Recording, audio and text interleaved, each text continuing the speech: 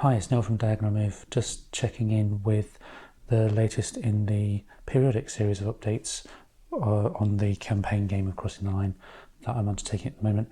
We're moving into the operations phase of turn 5, and just a quick look at what's happened in the meantime. At the end of turn 4, there was not much happened really since the end of the previous update, but there were some displacements on both sides of HQ units, kind of around about here, also up here, allowing the Americans to now more or less encircle Aachen at the top there.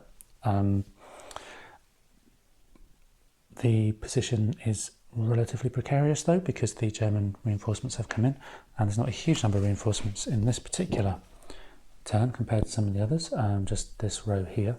And so these reinforcements here have been attached to the German 526, which is here, and so these guys are attached to that HQ, and that's hopefully going to allow them to move up this way and prevent the complete encirclement of Aachen by the Americans. It's entirely likely that I should have pulled the units in Aachen back, because I've currently left them to the point where they have got encircled, but that's probably part of the fact that the hidden information in the game is known solo, so I know the Americans are going for Aachen rather than one of the other victory sites. But it's hard to know how to get around that really playing solo, but that doesn't detract from the rest of the game. The Americans, meanwhile, have had reinforcements come in at the top there, with the rest of the 30th Infantry crossing the stream on the edge of the northern part of the west wall, and they're going to start coming down this way to try and take some of those lesser victory sites. It's an interesting position in terms of formation activations and so on.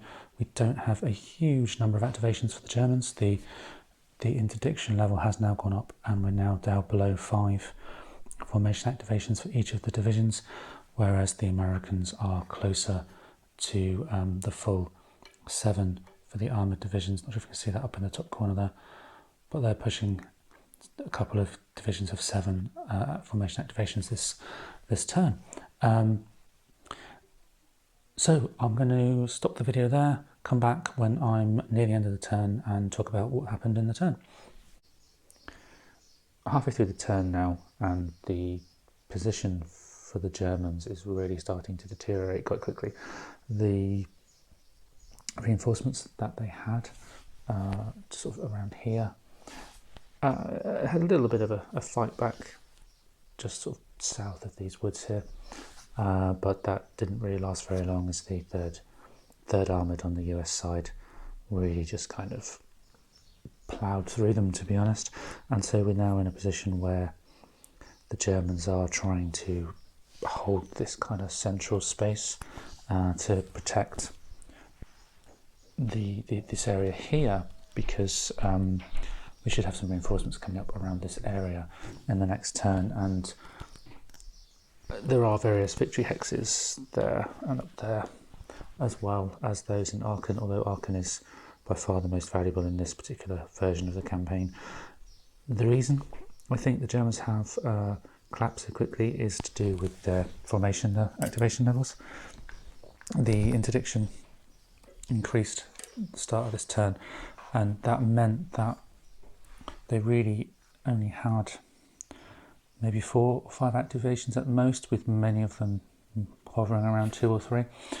Combine that with the American side having some very good rolls on the initiative phase, and essentially forcing the Germans to take activation after activation without really having the firepower to do much about that along here, because the Germans were very much at risk of being completely encircled. We have, I say we, the German side, have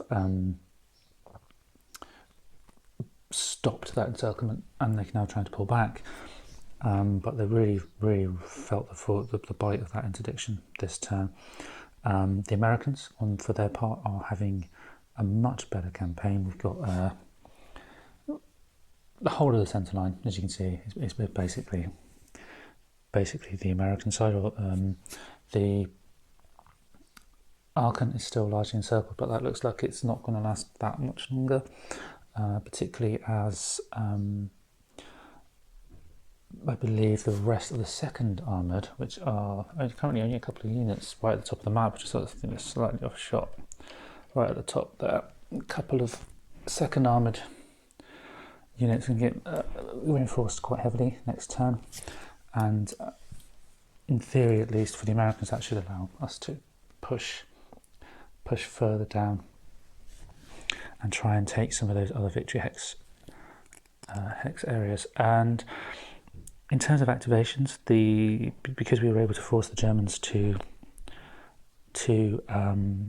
take those activations when perhaps we didn't want to due to the good initiative rolls, we still have multiple activations left for each of the units. The lowest at the moment is the third armoured with 3 activations left. The second armoured have 6 still. I mean, only halfway through the turn, which is quite impressive. We also have the 30th infantry, which is just here, really kind of trying to push downwards now, trying to cut off any German escape. So it's an interesting position, and I'll report back when the turn's finished and we bring on the reinforcements at the start of turn 6. We've reached the end of turn 5, just about to go into the admin phase of turn 6, and wow, it's been a dreadful turn for the German side. They've had no end of trouble all along the front line, really.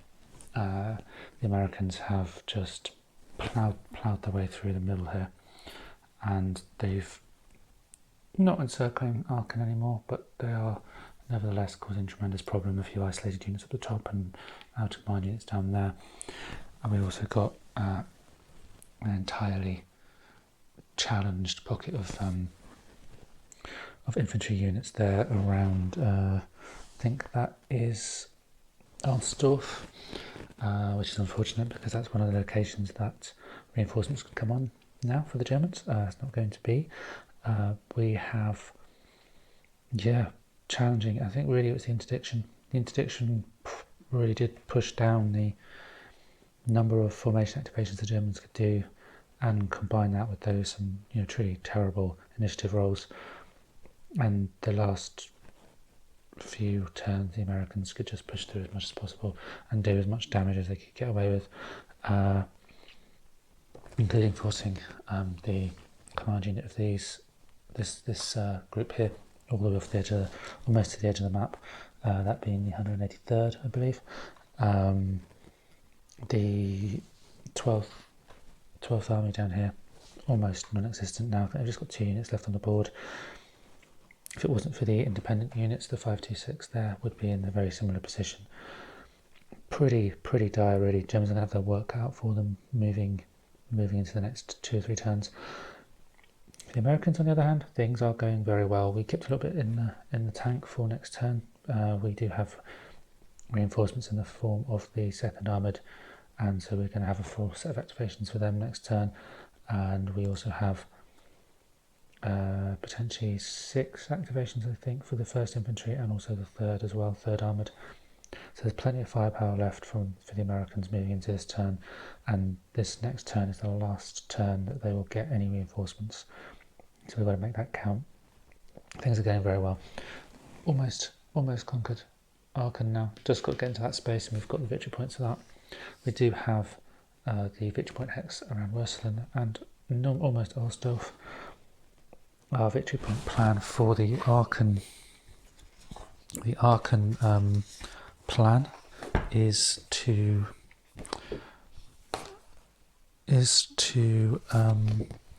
here we go. We have 12 points for Aachen, 1 for Alsdorf, 1 for Eichweiler, 1 for Würselen, and then 4 for the Ruhr River. The Würselen and Alsdorf we've nearly got. We have obviously got Aachen. The Ruhr River is off down to the corner of the map there, off shot. So yeah, things are going very well for the Americans and really not so well for the Germans. To the next turn, we're going to have some interesting situation going on, because as I mentioned, the second armoured are coming on for the Americans, and also the 29th Infantry. The 29th are going to come on all the way in the very, very top corner, just there, meaning they're going to come down here and potentially cause some problems down in the German rear line. The second armoured are going to come on with the second armoured, so around about here, potentially even down here. Yep, that's going to be a challenge for the Germans, but the Germans, on the other hand, have the first of two really powerful divisions coming on. We have the return of the 116th, which hopefully that's some focus for you. These are some fairly strong units there with tons of tanks, so that's good, and they can come on in Ulsdorf, which is just here, in Eichweiler, just there, Eilendorf here, or they could potentially come on up here, but I don't think that's going to be possible. I need to double check the rules. I don't think that'd be possible given we're out of command and actually overrun just there. So interesting turn 6 coming up. I will sign off there and rejoin next time with the start of turn 6. Thanks for watching. Hope you're enjoying this this sort of campaign overview of Crossing the Line, and click like, subscribe, all that sort of thing, and I'll see you next time.